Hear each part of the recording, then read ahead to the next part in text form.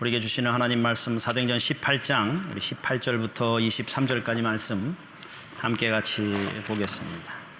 사도행전 18장 18절에서 23절은 제 성경으로는 신약 220페이지에 있습니다. 220페이지 모두 찾으신 줄 알고 제가 봉독해 드립니다. 사도행전 18장 18절부터 23절까지 말씀.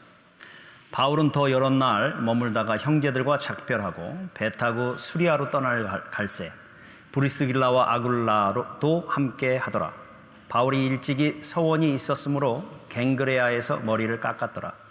에베소에 와서 그들을 거기 머물게 하고 자기는 회당에 들어가서 유대인과 변론하니 여러 사람이 더 오래 있기를 청하되 허락지 아니하고 작별하여 이르되 만일 하나님의 뜻이면 너희에게 돌아오리라 하고 배를 타고 에베소를 떠나 가리사야에 상륙하여 올라가 교회의 안부를 물은 후에 안디옥으로 내려가서 얼마 있다가 떠나 갈라디아와 부르기아 땅을 차례로 다니며 모든 제자를 굳게 하니라. 아멘. 바울이 전도여행을 1차, 2차, 3차 전도여행을 갑니다. 성경에. 그런데 오늘 2차 전도여행을 이제 거의 다 마치는 상황에 있습니다. 약 3년의 세월 동안 2차 전도여행을 했고 그 중에 1년 반 이상을 고린도로 가는 그 도시에서 그 사역을 하게 되어집니다. 그 고린도를 끝으로 그 사역을 마치고 이제 그 사역의 보고를 하기 위해서 예루살렘과 그를 처음 파송했던 안디옥 교회에 그것을 보고하기 위해서 배를 타고 가려고 하는 그 상황에 있습니다. 그런 상황 속에서 오늘 성경을 보니까 바울이 고린도를 떠나서 이제 배를 타고 가기 위해서 갱그레아라고 하는 곳에 갔는데 그 갱그레아라고 하는 그곳에서 오늘 머리를 깎았다고 성경은 이야기하고 있습니다. 18절 후반절 보니까 왜 머리를 깎았는가에 대한 이유가 이렇게 나옵니다. 바울이 일찍이 서원이 있으므로 라고 하면서 그것이 하나님과 약속한 것이 있어서 그가 머리를 깎았다고 이야기하고 있다는 겁니다. 유대인들에게는 나실인 서원이라는 게 있습니다. 그래서 민수기 6장에 보면 나실인이라고 하는 것이 뭐냐면 하나님께 나를 구별해서 드립니다 라고 할 때 나실인이라는 겁니다. 어떤 사람은 평생을 나실인으로 하나님께 드리기도 하고요. 어떤 때는 6개월, 1년 또 어떤 일을 위해서는 하나님께 드리는 그런 나실인의 서원이 있었습니다. 여러분이 잘 아는 평생을 나실인으로 하나님께 드린 사람이 있었어요. 성경에. 누구죠? 삼손. 삼손 같은 경우는 태어나면서부터 나실인으로 하나님께 드려진 사람입니다. 근데 그 나실인으로 자기를 하나님께 드립니다 라고 하는 서원하는 사람에게는 특별히 해야 될 것이 있었어요. 그건 두 가지 정도가 되는데 첫 번째는 독주와 포도주나 이런 것들을 입에 대지 말아야 되는 거예요. 그것이 나실인으로서 해야 될 첫 번째 일이고, 두 번째는 민수기 6장 5절 6절 이렇게 보면 머리에 삭도를 대지 말라는 겁니다. 나실인이 되어져서 서원하는 그 순간부터 나실인이 그 모든 것이 끝나기까지 머리에 삭도를 대지 말아야 되는 겁니다. 삼손의 가장 큰 문제가 뭐였어요? 머리에 삭도를 댔잖아요.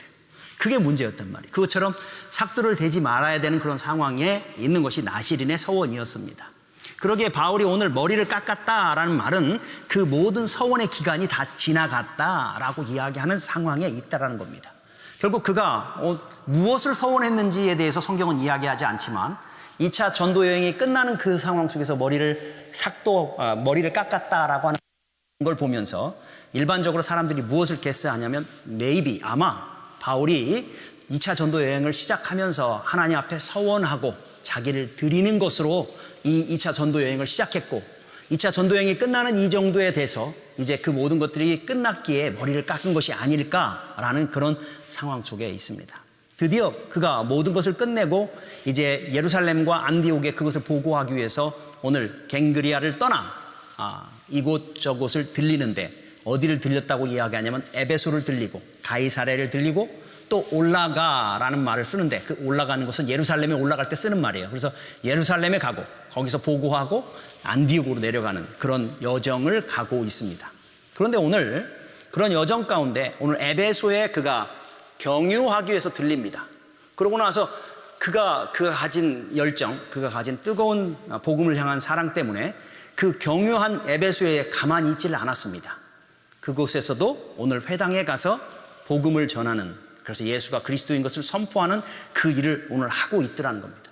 그래서 유대인들과 변론하고 이야기하고 예수가 왜 그리스도인지를 그들에게 설명하는 그 가운데 있었는데, 그 에베소에 있었던 회당에 있었던 그 사람들이 그 복음을 듣고 나서 반응하는 반응은 이전에 있었던 사람들과는 좀 다른 모습의 반응을 하고 있더라는 겁니다. 일반적으로 다른 회당에 가서 복음을 전할 때는 여러분 어땠어요? 그 회당에 있었던 사람들이 그 복음을 들으면서 분개하고 적대감을 갖고 바울을 대하는 그런 많은 일들이 있었는데, 오늘 이 에베소에 있는 회당에서는 복음을 전하니까 어떤 이야기를 해요? 한번 같이 가보죠. 20절 보니까 여러 사람이 더 오래 있기를 청하되 허락지 아니하고, 여러 사람이 오히려 그 바울의 변론을 듣고 더 좀 있어라, 우리와 같이 이거에 대해서 듣고 싶다, 얘기하고 싶다라고 하면서 호의적인 태도를 취하고 있더라는 겁니다. 여러분, 그럴 때 그런 호의적인 태도를 취하는 그런 놀라운 일이 일어났는데도 불구하고 바울이 오늘 허락지 아니하고 오히려 뭐라고 이야기하냐면 하나님의 뜻이면 너희에게 돌아오리라 라고 하면서 작별하고 가이사랴로 가고 예루살렘으로 가더라는 겁니다. 우리가 그냥 쉽게 이 본문을 읽으면서 뭐 바울이 그렇게 했나 보다, 아니면 바울이 그렇게 말했나 보다라고 이야기할 수 있을 것 같습니다. 어떤 학자들은 정말 예루살렘에 급히 가야 될 무슨 일이 있었기 때문에 어쩔 수 없이 갔다고 이야기도 합니다. 그런데 저는 이 본문을 보면서 조금 이렇게 걸리는 부분이 있었어요. 왜 바울이 하나님의 뜻이면 다시 돌아올 거라고 이야기할까? 하나님의 뜻이면 이라는 이 단어를 왜 쓸까라고 하는 것이 저에게는 좀 걸렸어요. 다른 뭐 주석이나 다른 분들 설교를 들어봐도 이 부분에 대해서 언급하는 것이 별로 없는데 저한테는 이게 좀 걸리는 거예요.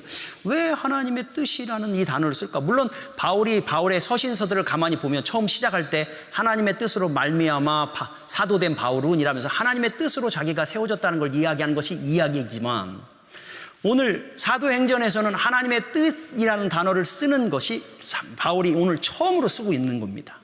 그랬을 때 대충 왜 하나님의 뜻이라는 단어를 바울은 사용하는 걸까라는 그것이 저에게 고민이 됐고, 물론 우리가 얼마든지 쓰잖아요. 우리가 지금도 쓰잖아요. 우리가 하나님의 뜻이면 만나겠습니다, 하나님의 뜻이면 가겠습니다, 뭐 이런 단어들 얼마든지 쓰는 것처럼 그냥 쓸 수도 있겠다라는 생각이 들었습니다. 그러나 저는 여기에 좀 뭔가가 좀 있지 않을까라는 것들이 좀 고민이 되고 묵상하다가 여러분과 함께 좀 나누려고 합니다.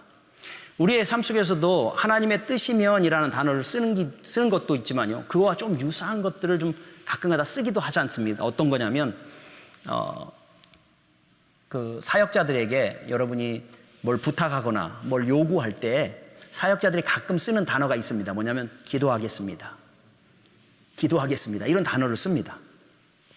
그런 단어에는 두 가지 의미가 있음을 여러분 이해를 좀 해주세요. 이해를 해야 돼요. 첫 번째는 기도하겠습니다 라는 말은 정말 하나님의 뜻이 무엇인지 기도하고 찾겠습니다 라는 의미의 뜻으로서 기도하겠습니다 라는 단어를 쓸 수도 있어요. 맞아요. 근데 또 한 가지는 기도하겠습니다 라는 단어를 쓸 때는 어떤 것이 있냐면, 면전 앞에서 뭘 부탁하는데 목사가 매몰차게 no 이렇게 하기가 너무 어렵잖아요. 그러니까 기도하겠습니다 라고 하면서 애둘려서 이렇게 노라고 이야기하는 때 그런 단어를 좀 쓴단 말이에요. 그러니까 그런 것들을 좀 이해해 주셔야 돼요. 목사가 거짓말 시켰어, 기도한다 하더니만 이렇게 얘기할 수 없는 거예요.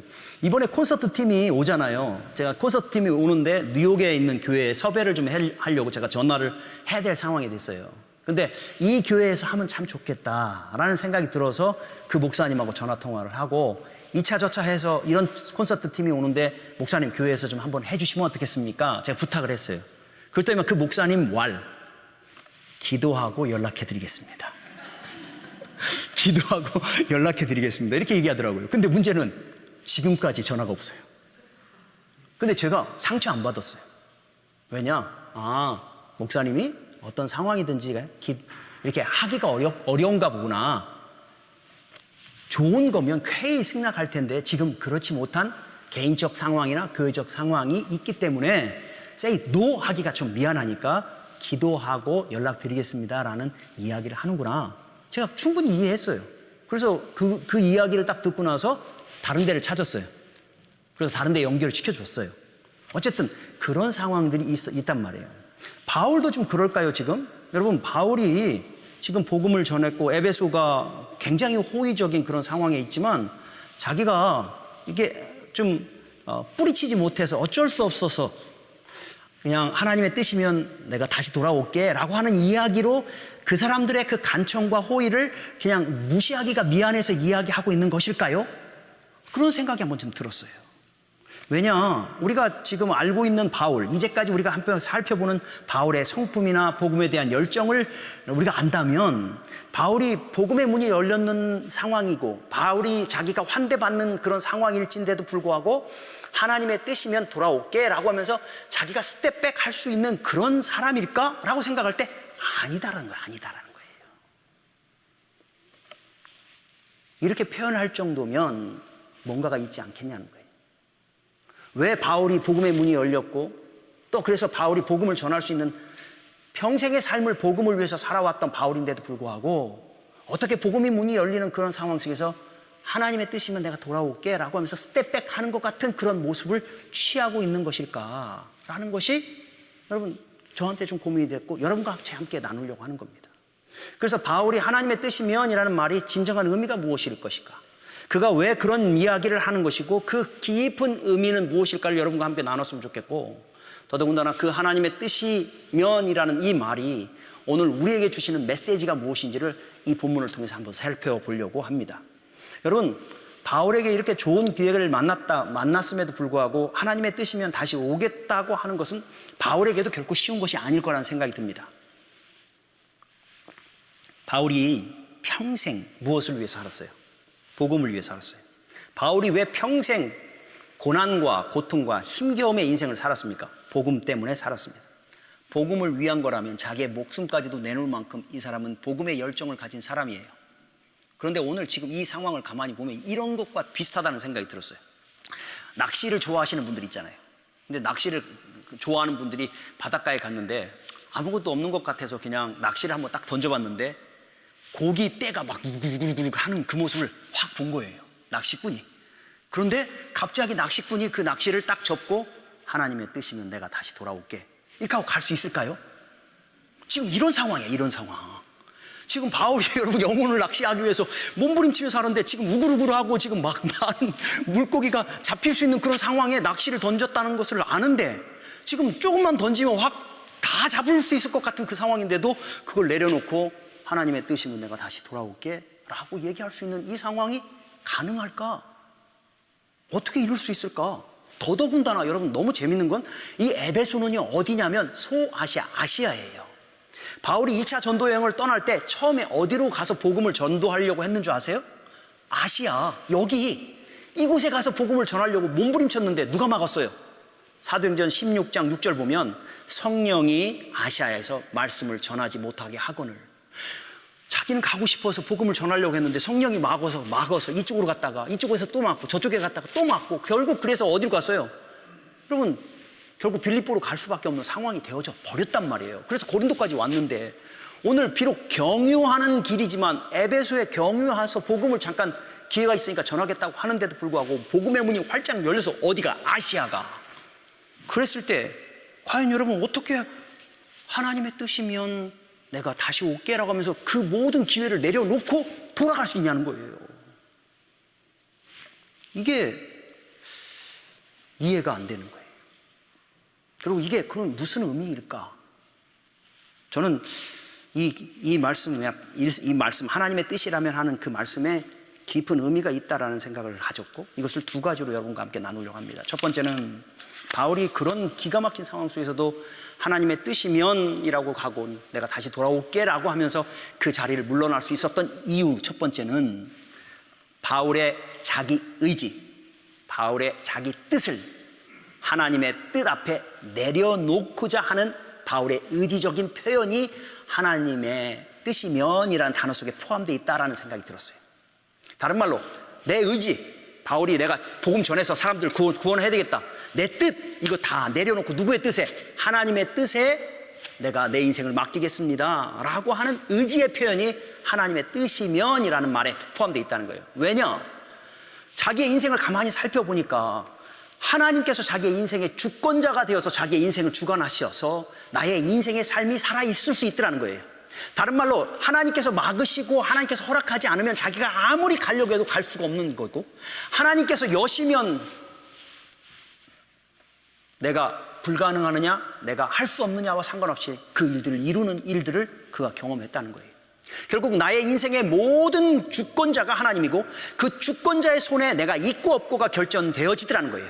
내가 볼 때 가능하냐 가능하지 않느냐가 나의 삶을 내가 성공적으로 사느냐 아느냐를 결정해 주지 않더라는 겁니다. 그것을 그가 오늘 경험하고, 아니 그의 삶 속에서 경험했기에 오늘 자기가 이 자리에 있음에도 불구하고 내가 볼 때는 열린 것 같지만 하나님께서 해필이면 나로 하여금 빨리 예루살렘에 가게 하는 그 일이라면 내 뜻을 내려놓고 하나님의 뜻에 순종하며 가야 되겠다라는 결단들을 하게 했다는 겁니다. 그것을 그는 언제 경험했어요? 그는 전도 여행, 아니 그의 전 삶을 통해서 경험했어요. 이 아시아에 오는 것도 자기가 가보자 했고 자기가 애써서 가려고 했지만 하나님이 막으시니까 안 되더라는 거예요. 하나님이 허락지 않으면 아무것도 할 수 없더라는 거예요. 내가 볼 때는 가능한 것 같고 내가 볼 때는 할 수 있을 것 같은데도 불구하고 하나님이 막으시면 한 발자국도 움직일 수 없는 것이 자기들의 인생이었다는 거예요. 그런데 내가 볼 때는 저긴 불가능해, 저긴 안 돼 라고 생각하는 그곳에도 하나님이 길을 여시고 가게 하시면 놀라운 일은 하나님이 예비하신 은혜가 있더라는 거예요. 하나님이 허락하시니까 가능하게 되더라는 거예요. 안 될 것 같은 그 불가능한 일들이 가능케 되는 놀라운 역사들이 그의 인생 속에 있더라는 겁니다. 비근한 예로 오늘 이 갱그리아에서 에베소에 가기 전 어디에 있었어요? 고린도라고 하는 곳에 있었어요. 자기는 고린도라고 하는 그 도시에 여러분 소망이 없어 보였어요. 왜? 거칠고 또 그 무섭고 또 무례하고, 그렇기 때문에 여기에서 무슨 복음을 전할 수 있을까라는 생각 속에 그는 그곳을 떠나려고 했을 때 하나님 뭐라고 그러죠? 환상 속에 나타나셔 야 이곳에 내 백성이 많도다 라고 하면서 머무르라고 했을 때 이거 무슨 소망이 있겠어요? 라고 생각하는 이 기가 막힌 고린도에 하나님께서 1년 반 동안 그곳에서 복음 사역을 전하게 하고 아름다운 교회가 서게 하는 그 놀라운 일을 그의 인생 속에 보게 하더라는 거예요. 남아라 라고 했을 때 남을 때 안 될 것 같은 그 일들이 하나님의 주권적인 능력의 손으로 인해서 가능케 되어지는 것을 볼 때 아하, 내 뜻이 아니라 하나님의 뜻에 따라 살아갈 때 하나님께서 나의 인생 속에 역사하시는 것이구나라는 사실을 그는 계속해서 배워왔고 훈련되어져 왔더라는 거예요. 그건 한순간 만들어지는 것이 아니었고 그의 날마다의 삶 속에, 그의 날마다의 사역 속에 계속적인 훈련을 통해 확인받고 아하, 내 뜻, 내가 볼 때 가능 아니고가 아니라 하나님의 뜻 앞에 내가 순종하며 나아갈 때 하나님께서 일하시고 역사하시는 것을 나의 인생 속에 보게 하더라는 거예요.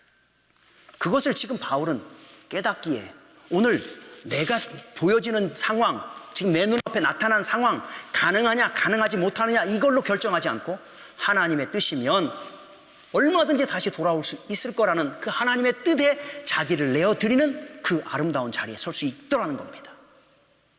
우리도 동일하지 않습니까? 여러분, 우리의 인생의 주권자가 누구이십니까? 최소한 우리의 인생의 주권자가 하나님인 것을 아는 사람은 이 자리에 와 있으리라 믿습니다. 그렇다면 여러분, 오늘 그 하나님의 주권적인 뜻과 은혜로 오늘 우리가 이 자리에 와 있을진데 여러분, 우리는 어때요? 우리를 이제까지 인도하신 그 하나님께서 오늘도 인도하실 뿐만 아니라 내일도 인도하신다는 사실을 우리가 안다면 지금 내 눈에 보일 때 가능하냐 아니냐, 지금 맞느냐 틀리냐 이 문제를 가지고 우리가 고민하고 그거 가지고 씨름할 것이 아니라 오히려 우리 자신도 하나님이 허락하시면, 하나님의 뜻이면 만나게도 하시고 뚫게도 하시고 해결케도 하시고 승리케도 하실 거라는 사실을 우리는 늘 인정하는 자리에 설 수 있어야 된다는 것입니다. 그러라고 오늘 이 자리에 와 있잖아요, 여러분.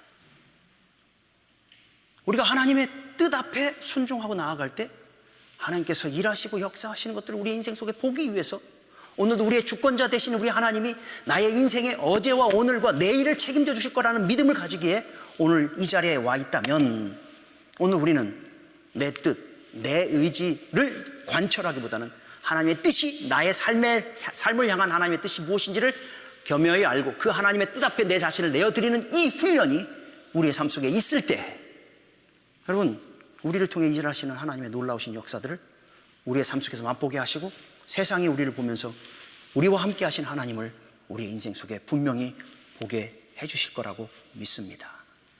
그런데 그런 주권적인 능력을 신뢰하기에 바울은, 그리고 또한 그런 주권적인 인도하시는 우리 하나님께서 자기의 인생을 이끌어 나가신다는 사실을 알 때 여러분, 지금 열려있는 것 같은데 놓고 내려가면 없어질 것 같은 그 조급함이 아니라 오히려 그것들을 넉넉하게 놓고 갈 수 있는 여유스러움이 그의 삶 속에 있더라는 거예요. 그러기에 오늘 여러분, 지금 고기가 팔짝팔짝 뛰는 바닷가에서 그 고기들을 뒤로 하고 돌아가는 것은 내게 조급함처럼 느껴지지만, 하나님께서 내 인생의 주권자고 하나님의 뜻이 있다면 다시 와서 이것들을 얻게 하실 거라는 그 믿음, 그 신뢰가 있을 때 그는 여유, 그것들을 뒤로 하고 가는데도 여유스러움이 생기더라는 거예요. 여러분, 우리도 동일합니다. 바울의 인생을 이끄신 우리 하나님은 오늘 우리를 이끄시는 하나님이시고, 바울의 인생을 주관하셔서 뜻대로 그를 사용하셨던 하나님이라면 오늘 우리의 인생도 사용하셔서 하나님의 뜻대로 우리를 사용하시기 위해서 오늘 우리를 이 자리에 불러주셨다는 겁니다. 그렇다면 오늘도 우리도 여러분 바울과 같이 그 하나님의 뜻 앞에 우리 자신들을 내어드리는 훈련들이 있을 때, 순종하는 자리에 있을 때 여러분 우리의 삶 속에서 역사하시는 하나님의 놀라우신 일들을 우리가 맛보며 살아갈 수 있게 되리라 믿습니다. 근데요, 정말 내가 하나님의 뜻 가운데 살아가기를 힘쓰는가 안 힘쓰는가를 아는 방법 중에 하나가 있습니다. 그게 뭔지 아세요? 정말 하나님의 뜻 가운데 살아가려고 하는 자들의 살아가는 자들의 삶에 나타나는 모습은요, 조급함이 없어요. 조급함. 왜 그래요? 어떤 조급함? 놓치면 어떡하지? 잃어버리면 어떡하지? 못 가지면 어떡하지? 라고 하는 조급함들이 없다는 거예요. 왜? 누구의 뜻 안에 있어요?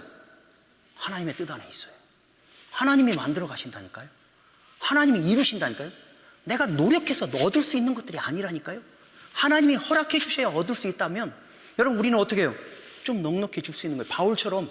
바울이 조급하지 않다니까요. 이거 잃어버리면 어떡하지? 이거 놓치면 어떡하지? 이게 지금 기회인 것 같은데 라는 그 조급함들이 없이 오히려 하나님의 뜻이면 내가 돌아올게 라고 하는 여유스러움의 자리에 있을 수 있더라는 거예요. 여러분 우리의 삶 속에는 어떻습니까?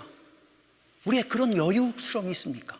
오늘 내 삶에 있어서 내가 해야 되는 것 같고 내가 이루어야 되는 것 같고 지금인 것 같은 그 상황 속에서 조급함들이 나로 하여금 오늘 여러분 우리 하나님 앞에서 와 있음에도 불구하고 우리의 마음을 힘들게 하고 있지는 않습니까? 여러분 베드로가 예수님이 바다 위를 걸어오시니까 뭐라고 얘기냐면 예수님이면 저로 하여금 이 바다 위를 걷게 하십시오라고 하니까 와라 내려와라 그럽니다. 그러니까 정말 놀라운 일이 뭐예요? 바다 위를 걷는 놀라운 일이 일어나요. 그때 여러분 뭐 했어요? 파도가 옆에서 확 뛰어오니까 파도에 시각을 집중한 순간 빠져 들어가기 시작하는 그런 상황이에요. 참 그걸 보면서 여러분 우리 하나님의 뜻과 하나님의 주권, 하나님께서 우리의 인생을 주관하신다는 사실을 우리가 믿고 있다면 여러분 때로는 여러 가지 파도들이 우리의 삶 속에 일어날지라도 그것 때문에 조급해하며 두려워하지 않고 그 예수 그리스도를 바라보면서 바다 위를 걸을 수 있는 놀라운 은혜의 자리에 설 수 있다는 거예요. 그것을 바울은 경험했고 그러기에 오늘 이 에베소에서도 하나님의 뜻이면 돌아오겠다고 하는 그 넉넉함의 자리에 설 수 있었다는 거예요. 여러분 오늘 주님 앞에 나왔는데 내 마음을 한번 살펴보십시오. 내가 왜 주님 앞에 나오면서 이렇게 불안하고 조급하고 여러분 힘듭니까 혹시? 왜 이 조급함은 어디로 오는 겁니까? 하나님이 내 인생의 주권자고 나의 삶을 주관하시고 하나님께서 그 착한 일을 시작하시니까 그것을 이루시기까지 우리를 포기하지 않는다는 사실에 대한 신뢰가 내 안에 있다면 이 조급함은 어디로부터 오는 것인지 우리 자신들을 다시 한번 돌아볼 필요가 있는 겁니다. 정말 주님 앞에 나와서도 내가 그 바울과 같이 하나님 앞에 넉넉하게 내어놓고 뒤로 돌아설 수 있는 여유스러움이 내 안에 있을까? 이것을 우리가 다시 한번 주님 앞에 좀 돌아볼 필요가 있더라는 겁니다. 또 한 가지는 여러분 하나님의 그 주권자 되심을 우리가 인정하고 하나님의 뜻 앞에 순종하려고 하는 자들은요 우격다짐을 하지 않아요. 우격다짐 뭐예요? 자기 뜻을 하나님의 뜻인 양 주장해서 만들려고 하는 그런 자리에 서지 않아요. 우리가 얼마나 많이 실수하는 것 중에 하나가 바로 이 우격다짐이기 몰라요. 내가 원하는 대로 내 뜻대로 내 방법대로 내 시간대에 이루어져야 마치 하나님이 이루시는 것처럼 여러분 우리의 시간을 하나님의 시간인 양 우격다짐해서 그것들을 만들어 가는지 몰라요. 만들어질 수는 있어요. 그런데 중요한 건 그 만들어진 것을 통해서 하나님이 영광 받으시느냐? 그렇지 않더라고요. 직분의 자리도 우격다짐해서 얻을 수 있어요. 그런데 그 직분의 자리를 얻으면 그거 가지고 여러분이 정말 하나님께 영광 돌리냐? 그렇지 않더라고요. 이런 일들이 정말 하나님께서 우리의 인생의 주권자라는 사실에 대한 인정이 없을 때 우리의 삶 속에 나타나더라는 거예요. 하나님의 뜻이 없는 것이 아니라 하나님의 뜻이 우리의 가운데 있는데도 불구하고 하나님보다 앞서서 우리의 뜻을 이루려고 하는 그런 많은 일들이 결국은 우리가 가질 수 있는 여유스러움, 우리가 가질 수 있는 넉넉함들을 상실해버리는 일들이 너무 많다는 거예요. 그래서 여러분, 우리의 욕심, 우리의 주장, 우리의 의지, 이것들이 여러분 우리로 하여금 우리가 가져야 될 여유와 넉넉함들을 잃어버리고 조급함과 두려움과 걱정과 근심과 우겨 쌓아짐을 그런 자리에 서게 되는 일들을 경험하게 되어지더라는 거예요. 결국 바울이 자기의 인생을 통해서 하나님의 뜻이면 하나님의 주권과 하나님께서 우리의 주관자시는 걸 인정하고 주님 앞에 섰던 그 일이 훈련되어진 것처럼 오늘 이 자리에 있는 우리들도 그 조급함들과 우겨 쌓는 이 모든 일들을 벗어버리고 하나님 앞에 넉넉할 수 있기 위해서는 우리의 욕심, 우리의 의지, 우리의 뜻 주님 앞에 내려놓는 훈련들이 필요하더라고요. 훈련들이. 여러분, 수영을 해보신 분들은 알겠지만 수영장에 가서 물에 뜨기 위해서는 수영 코치가 가장 뭐라고 얘기하죠? 물에 뜨기 위해서 뭐예요? 그렇죠, 힘 빼. 힘 빼요. 힘만 빼면 저절로 올라가게 돼 있어요. 여러분, 그 힘 빼는 건 모든 일에 다 똑같은 것 같아요. 운동을 해도요, 여러분 힘 빼야 돼. 힘 빼면 잘 돼. 결국 이 힘 빼는 것이 안 될 때, 왜? 내가 해야 되니까, 오늘도 내가 이루어야 되니까, 내 때에 이루어야 된다고 생각하는 이것들이 결국은 여러분 우리가 우리 하나님의 뜻보다는 우리의 뜻을 관철하려고 하게 되고, 결국 거기에는 하나님이 주시는 평강, 기쁨보다는 불안과 초조함과 다툼과 싸움들이 만들어질 수밖에 없더라는 거예요. 여러분, 하나님이 여러분을 사랑하시는 걸 믿으십니까? 하나님께서 여러분 아무 우리 쓸모짝이 없는 것 같은 우리들을 독생자 예수 그리스도를 죽이시면서까지도 우리를 하나님의 자녀 삼아주심은 하나님이 우리를 그냥 내버려 두려고 한 게 아니라 쓰시기 위해서 우리를 불렀다는 사실을 알고, 그런 우리를 향해 착한 일을 시작하신 이가 착한 일을 이루신 우리 하나님이라는 사실을 우리가 안다면, 여러분 우리가 해야 될 것이, 우리가 훈련받아야 될 것이 내가 만들어가야 되겠다고 하는 여러분 강한 이 붙잡음, 이걸 힘을 빼는 이 일이 내 안에 필요하더라고요. 그렇기 때문에 주님 앞에 나와서 우리가 해야 될 게 뭐예요? 힘을 빼는 거예요. 힘을. 주님, 저는 아무것도 할 수가 없습니다. 주님이 해주시지 않으면 아무것도 할 수 없습니다. 주님, 주님의 때에 이루어 주셔야 됩니다. 주님이 내 인생을 주관하시고 이끌어 주시지 않으면 나는 아무것도 아닙니다라고 하는 우리의 힘을 빼고 주의 주대심, 바울과 같이 하나님의 뜻이면이라고 하며 주님 앞에 내 자신을 내어드리는 그 아름다운 일들이 훈련되어져야 됩니다. 그럴 때 여러분, 바울이 오늘 그 급박하고 이루어야 될 것 같은 그 자리에서 오히려 넉넉하게 자유롭게 하나님의 뜻이면 내가 다시 돌아올게 라고 하는 이 여유스러움의 자리에 설 수 있게 되어지더라는 겁니다. 여러분, 파도가 올 수 있어요. 그러나 우리가 힘을 빼고 주의 얼굴을 구하는 사람들은, 여러분, 내가 파도 위에서 살겠다고 몸부림치다가 더 깊이 들어가는 자리가 아니라 오히려 넉넉하게 힘을 뺨으로 인해서 파도 속에서도 넉넉하게 일어날 수 있는, 여러분, 그 놀라운 역사들을 우리의 삶 속에 보게 해주시리라 믿습니다. 그러기에 오늘 여러분, 뭘 여러분 붙잡고 있어요? 내가 지금 아니면 안 되는 것처럼 여러분 붙잡고 있는 게 뭡니까? 하나님은 우리를 향해 놀라운 뜻을 가지고 그 일들을 이루실진데, 그것이 오늘 내 때가 아닐지라도 그것을 이루시고 주관하시는 이가 하나님이고, 오늘 나의 인생을 주관하셔서 여기까지 오게 하셨다면 그 내일도 책임지실 그 하나님 앞에 우리가 좀 손을 피고 그 하나님을 바라볼 수 있는 믿음의 자리에 설 때, 우리 주님께서 우리를 통해 이루시는 놀라우신 구원의 역사들을 우리의 삶 속에 맛보며 경험하며 살아가는 저와 여러분이 될 수 있으리라 믿습니다. 또 한 가지, 여러분, 바울이 하나님의 뜻이면이라는 단어에 포함되어 있는 말이 무엇일까라고 생각했을 때, 바울이 하나님의 역사하심에 대한 기대치에 대한 표현이다라는 생각이 들었어요. 무슨 말이냐? 이제까지 인도하셨는데 어떻게 인도하실까에 대한 기대라는 거예요. 오늘까지 내 힘으로 내 인생을 살아온 게 아니라 하나님께서 나의 인생을 이끄셨고 하나님의 뜻대로 나를 만드시고 세우시고 여기까지 인도하셨다면, 오늘 내가 하나님의 뜻 앞에 내 자신을 내어드리면 하나님 어떻게 해요? 어떻게 나를 또 더 멋있게 인도하실까라는 기대치가 있더라는 겁니다. 정말요.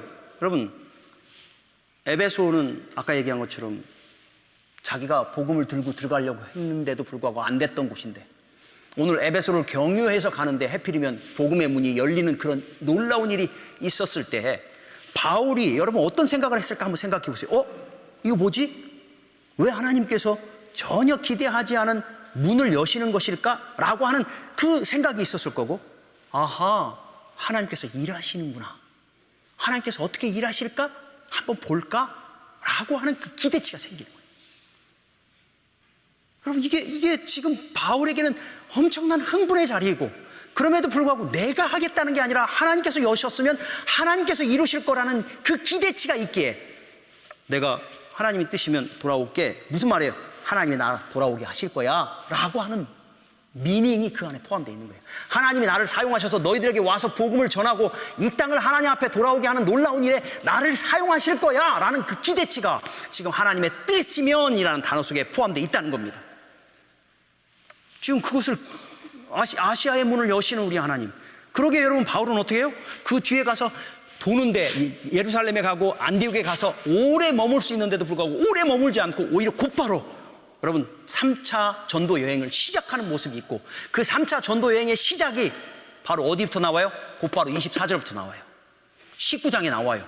다른 데는 전혀 얘기도 하지 않고 오히려 곧바로 에베소로 가가지고 하나님의 복음의 사역을 바울로 하여금 전하게 하는 이 놀라운 일을 하나님이 하시는 걸 보게 하시더라는 거예요. 제가 가만히 말씀을 묵상하니까 이게 뭐냐면요, 오히려 하나님이 더 이걸 급하게 몰아가셔. 지금 갱그리아에서 에베소로 가서 가이사랴로 가고 예루살렘으로 가서 안디옥에 가는 이 모든 여정이 여러분 하루에 만들어지는 일이 아니에요. 몇 달이 걸리는 일이에요. 그런데도 불구하고 오늘 사도행전 18장에서는 그 모든 내용을 한 절에 축약해서 확 집어넣어 버렸어요. 왜요? 하나님의 뜻이면 다시 돌아올 것이라는 거예요. 누굴 통해? 하나님의 뜻이 바울을 통해 이루시는 이 일을 하나님이 급하게 몰아가시고 있다는 것을 보여주고 싶어서 하나님이 지금 여러분 성경 한 절에 모든 것들을 다 집어넣고 그 다음에 하고 있더라는 거예요. 이 일이 바울에게 믿음의 마음으로 있었기에 하나님께서 또 어떻게 나를 역사하실까, 하나님께서 또 어떻게 나를 사용하실까라고 하는 그 기대감과 그 일이 있었고, 하나님께서 반드시 일하실 거고 하나님께서 반드시 역사하실 거라는 그 기대가, 그 영적인 눈치가 있었기에 바울은 오늘 내가 걱정하지 마, 내가 하나님의 뜻이면 돌아올게. 그 말은 뭐예요? 하나님이 나를 오게 하실 거야 라고 하는 그 믿음의 자리에 서게 하더라는 겁니다. 하나님의 뜻 앞에서는 조급함이 아니라 오히려 기대감이 있는 겁니다. 하나님의 뜻에 대해서 모르는 것이 아니라 오히려 하나님께서 나를 사용하시기를 원하는 놀라운 계획이 있음을 알기에 오늘 그 흥분과 그 기대감으로 내가 돌아온다, 걱정하지 마라 라고 하는 넉넉한 이유를 이야기하고 있더라는 겁니다. 여러분 우리 안에도 동일합니다. 하나님께서 하나님의 뜻이면 지금 막힌 것 같습니까? 지금 안 되는 것 같습니까? 아니요. 하나님께서 오늘 왜 우리에게 그 막힘과 그 묶임의 인생들을 때로는 허락하시는 줄 아십니까? 그것을 통해서 하나님의 뜻을 우리를 통해서 이루시기 원하시고 우리를 통해서 이루시는 하나님이 누구인지를 우리의 인생 속에 보게 하시기 위해서 우리에게 그것들을 허락해 주셨습니다. 그게 하나님입니다.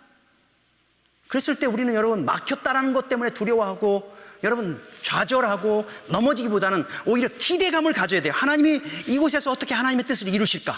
이런 막힘 속에서 하나님께서 어떻게 우리의 삶 속에서 역사하실까를 기대하는 기대의 모습이 있는 자들이 바로 하나님의 뜻이면 돌아오겠다고 하는 것을 고백할 수 있는 사람들의 모습이라는 겁니다. 여러분 제가 이제 좀 아는 친구인데 회사 일을 하다가 이 친구가 심장이 불규칙하게 뛰는, 근데 뭐 늘 규칙적으로 불규칙하게 뛰는 게 아니라 언제 불규칙하게 뛸지도 모르는 그 심장을 가지고 있었어요. 근데 이 친구가 어느 날 전화하더니만 목사님 하는 얘기가 저 굉장히 유명한 사람입니다. 저 얼마나 훌륭한 사람이냐면 비행기도 멈추는 사람입니다. 그러더라고요. 그래서 대체 비행기를 어떻게 했길래 멈춰 그랬어요. 그랬더니만 비행기를 탔는데 심장이 갑자기 일레귤러하게 팍팍 뛰면서 심장이 멈춰버린 거예요. 심장이 멈췄으니 어떻게 해요? 이 사람이 기절을 해버린 거죠. 비행기 안에서 기절을 하니까 이게 난리가 난 거예요. 다행히 이 사람이 죽기 전에 이 승무원을 부르는 배를 누르고 죽었어요. 그러니까 승무원이 오니까 사람이 죽어 있는 거야. 그러니까 엎드려 놓고 심폐소생술을 하고 해가지고 호흡을 해가지고 살려놓은 거야. 그래서 대충 왜 그랬느냐? 그러니까 심각한 스트레스를 계속 받으면서 살다 보니까 그런 상황이 됐는데, 병원에 가서 이제 심장 이 전문의를 만나고 막 하는데도 불구하고 이 사람이 원인을 찾을 수가 없는 거예요. 그리고 언제 이렇게 일러길러하게 박동이 뛰는지에 대한 그 규명이 없는 거예요. 그러니까 언제 죽을지도 모르는 거예요. 어떤 상황에서 죽을지도 모르는 이 기가 막힌 상황이 된 거예요. 그래가지고 자기가 일하는 것을 다 내려놓아야 될 상황이었고, 심지어는 요즘은요 굉장히 의학이 발달됐다는 게, 이렇게 손가락 이마 두 마디만한 것들을 심장 가까이에 이렇게 붙이는 게 있대요. 그래서 심장을 체크업해주고, 심장이 그렇게 불규칙하게 뛰거나 아니면 갑자기 쓰러졌을 때는 셀룰라이트로 이 사람이 어떤 상황이 있다는 거 보고하게 하고, 이런 것들이 지금 있다는 거, 그걸 심었어요. 가슴에 이렇게 심었어. 그러고 나서 여러분, 이제는 비행기도 제대로 못할 상황이고, 심장이 언제 멈춰서 자기가 언제 그렇게 될지 모르는 그런 기가 막힌 상황에 이 젊은이가 있어요. 근데 저한테 하는 소리가 뭐냐면, 목사님 참 신기하죠? 하나님이 또 살리셨어요. 저를 또, 자기를 또 살렸다는 거야. 근데 대체 어디에 쓰려고 그러죠? 우리 같으면, 하나님 이게 뭡니까? 내 인생 망쳤습니다. 하나님 살아 계십니까? 라고 원망해야 될 그 기가 막힌 상황인데, 이 친구는 자기가 다시 호흡해서 생명을 죽어야 될 그 자리에서 살려놓은 거에 대해서 하나님이 자기 살리셨다고. 왜 살리셔요? 쓰시고 싶어서, 아직 쓸 때가 있으니까 자기를 살렸다는 거예요. 근데 참 기대돼요. 흥분된다는 거예요. 어디에 쓰려고 하나님이 나를 또 이렇게 살려놨는지 모르고, 또 과학적으로 이거 붙여놓고선 어디에 쓰시려고 하나님이 나를 살려놨는지 모르겠어요, 목사님. 이런 표현을 쓸 때 여러분 눈물이 나더라고요. 눈물이. 똑같은 우리의 삶을 살아가는데 어떻게 이 인생은 이렇게 달라고 할까? 똑같은 상황이 있는데 어떻게 이 사람은 이런 시각을 가지고 살아갈 수 있을까? 바울이 오늘 지금 그거예요. 하나님의 뜻이면 돌아올게. 하나님이 나 어떻게 쓸지 기대가 된다는 거예요. 아니, 하나님이 쓰시기 위해서 지금 준비하는데 하나님이 어떻게 내 인생을 전개해서 이 일을 이루실지 지금 잠깐 살짝 보여준 그것을 보면서 흥분하고 지금 가는 거예요. 그게 하나님 안에 있고, 하나님이 자기를 사용하시고, 하나님이 자기를 사용하시기 위해서 오늘 이 자리까지 불러주셨다는 사실을 아는 사람들의 삶에 나타나는 멋진 고백이더라고요. 그 인생도, 그 사람도 이 기가 막힌 절망의 상황을 오히려 뛰어넘으면서 하나님이 아직도 자기를 생명 주신 건 하나님이 어디를 쓰시기 위해서 그러신대요. 참 기대된다는 거예요. 참, 여러분 옆에 있는 제가 그걸 들으면서 얼마나 힘이 되는지 몰라요. 멋쟁이다. 그렇지. 하나님을 아는 사람들, 하나님의 뜻 가운데 우리가 있다는 사람들의 삶에는 이 고백이 있다는 거예요. 여러분도 동일하잖아요. 하나님이 여러분 사랑해서 여러분을 위해서 십자가에 달려 죽으시고 여러분을 하나님의 자녀로 삼아 오늘까지 살게 하신 이유가 있다면, 하나님이 여러분을 통해 하나님의 뜻을 이루기 위해서, 쓰시기 위해서 오늘 우리에게 생명을 주셨다면 우리 안에 기대감이 있어야 돼요. 왜 나를 이런 고난의 자리에, 왜 나를 이런 가정에, 왜 나를 이런 상황에, 그것이 우리의 이 원망이 되지 않고, 여러분 폐허된 곳을 보수하는, 무너진 곳을 새롭게 세우는 그 일을 위해서 우리를 세워주셨다면 무너진 곳이 있어야 될 거 아니에요. 왜 하필이면 여러분이 무너진 그 자리에 있어요? 여러분을 통해서 무너짐을 세우기 위해서 하나님 쓰시기를 원하셔서 우리를 불러주셨다면, 우리 마음에 불평, 불만이 아니라 오히려 뭐예요? 하나님이 나를 어떻게 쓰시려고 이러시지? 라고 하면서 그런 기대감을 가지고 하나님 앞에 설 수 있는 자들이 바로 바울과 같이 하나님 앞에 쓰이는 사람들로 설 수 있게 되어질 거라는 거예요. 그래서 여러분을 가정에 주셨어요. 그래서 여러분을 그 상황 속에 주셨어요. 여러분을 미워서, 여러분을 포기해서가 아니라 여러분을 하나님이 아름답게 쓰시기 위해서, 하나님의 뜻에 쓰시기 위해서 우리를 그 자리에 불러주셨을진데, 여러분 상황, 환경은 무너지고 깨어질 수 있을 것 같습니다. 그러나 오히려 바울처럼 하나님의 뜻이면 하나님이 나를 어떻게 사용하실기를 원하실까? 대충 참 기대된다 라고 하는 그런 마음으로 주님 앞에 설 때, 여러분이 있는 곳에 어둠이 물러가고 여러분이 있는 곳에 슬픔이 소망으로 바뀌는 그 아름다운 일에 하나님이 여러분을 쓰시는 것들을 우리가 봤으면 좋겠어요. 여러분이 경험하고 여러분이 있는 곳에 웃음이 넘치고 기쁨이 넘치는 그 아름다운 일들, 죽어있는 영혼들이 생명으로 돌아오는 그 아름다운 일들이 지금 일어나는 그 멋진 일에 우리를 쓰시는 그 놀라운 역사들을 경험하는 저와 여러분 되기를 주님의 이름으로 축복합니다. 하나님이 이유 없어서 이 자리에 부른 사람은 하나도 없어요. 물론 밖에 있는 사람들은 모르겠어요. 그러나 최소한 이 자리에 있는 여러분은 하나님이 사랑하셔서 오늘 이 미국이라는 자리까지, 이 자리까지, 이 상황까지 우리를 불러주셨다면 여러분 기대합시다. 하나님 대체 어떻게 나를 쓰시려고, 무엇을 쓰시려고 그랬을 때 우리 하나님의 뜻이면 그 하나님 앞에 우리의 삶을 내어드리고 하나님의 뜻 앞에 우리 자신들을 드림으로 인해서 하나님이 여러분을 멋있게 쓰시는 그 놀라운 역사들을 우리의 삶 속에 경험할 수 있기를 소원합니다. 그 아름다운 놀라운 역사가 바울에게 19장이 준비돼서 에베소를 통해서 하나님께서 바울을 어떻게 멋지게 쓰게 하시는 것을 보여줄 것처럼 여러분의 또 다른 챕터, 여러분의 또 다른 19장이 여러분의 삶 속에 있었으면 좋겠어요. 그래서 지금의 이 기가 막힌 상황을 받고 하나님이 여러분을 어떻게 사용하시고 쓰시기를 원하시고, 그래서 하나님의 뜻을 이루는 일에 여러분을 멋지게 사용하시는지를 여러분 기록하고 간증하고 고백하는 그 아름다운 일들이 저와 여러분의 삶 속에 일어나기를 주님의 이름으로 축복합니다.